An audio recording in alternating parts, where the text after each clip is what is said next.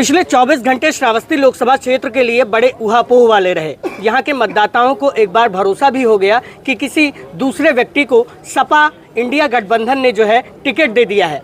लेकिन एक बार फिर एबी फॉर्म जमा करने के बाद हमारे साथ राम शिरोमणि वर्मा, जो कि निवर्तमान सांसद हैं श्रावस्ती लोकसभा सीट से और ये इंडिया गठबंधन के अधिकृत उम्मीदवार हैं, ये हमसे बातचीत करने के लिए खड़े हैं। सर, क्या वो स्थिति थी, कैसे हो गया ये सब? बहुत बहुत धन्यवाद आपको, आपके चैनल को।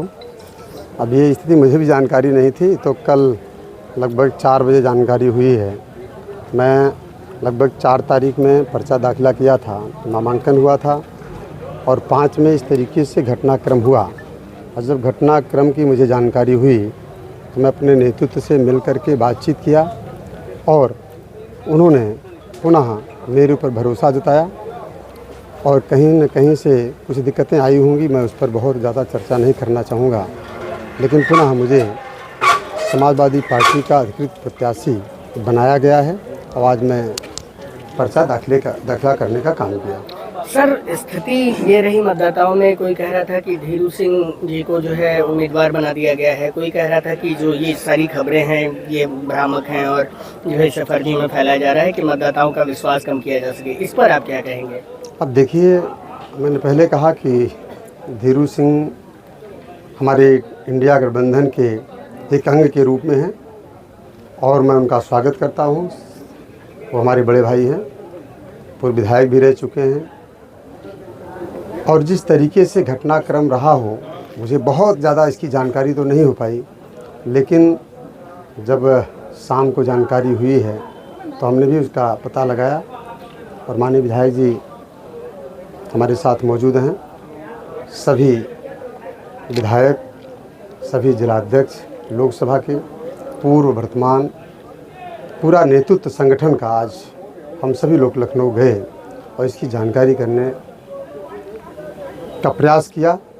और जहां तक जानकारी हुई कि कैंसिलेशन पत्र कल जारी हुआ था, लेकिन आज पुनः फिर से कैंसिलेशन पत्र मुझे मिला है और आज मैं अधिकृत प्रत्याशी समाजवादी पार्टी इंडिया गठबंधन के प्रत्याशी के रूप में आज पर्चा दाखिला करने का काम किया। आपके बारे में एक बात फिजाओं में फैल रही है कि आपका जब टिकट होता है वो कट जाता है और फिर आपको टिकट मिल जाता है, बस आप सांसद हो जाते हैं।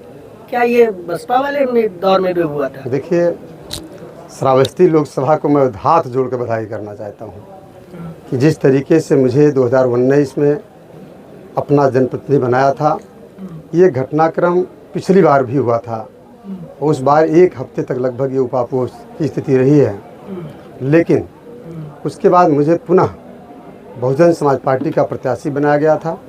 मैं गठबंधन का प्रत्याशी था और मुझे जीत हुई थी, मेरी जीत हुई थी।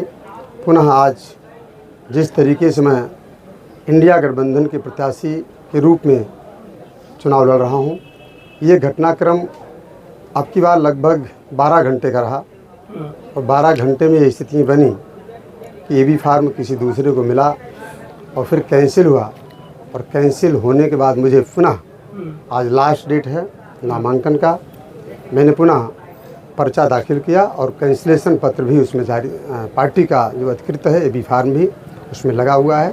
और मैं जो माननीय विधायक जी हैं, पूरा इंडिया गठबंधन नेतृत्व समाजवादी पार्टी के सभी नेतागण, विशेष रूप से राष्ट्रीय अध्यक्ष जी का मुझे आज पुनः आशीर्वाद मिला है और मैं उन्हें पर्चा दाखिल किया। धीरू सिंह इस जिले ही नहीं प्रदेश के बड़े नेताओं में शुमार हैं। वो उत्तर प्रदेश कांग्रेस कमेटी के महासचिव हैं।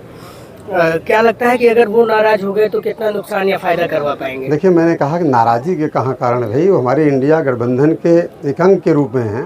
कांग्रेस पार्टी, आम आदमी पार्टी, समाजवादी पार्टी एक उत्तर प्रदेश में जो इंडिया गठबंधन के रूप में जाना जाता है, तो हमें लगता है कि इस तरीके से कोई गलती वो नहीं करेंगे। तो ये थे मेरे साथ राम शिरोमणि वर्मा जी, जिन्होंने अपनी बात बहुत साफगोई से कही और कहा कि जो है इस बार जो फाइनल किया है पार्टी ने वही चीज़ फाइनल है, आगे से किसी अन्य प्रत्याशी को टिकट नहीं दिया जाएगा।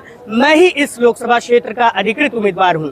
अब देखना होगा राम शिरोमणि वर्मा किस तरह से चुनाव लड़ते हैं और क्या 4 जून को नतीजे इनके पक्ष में आते हैं या नहीं। बलरामपुर से मैं योगेंद्र विश्वनाथ त्रिपाठी।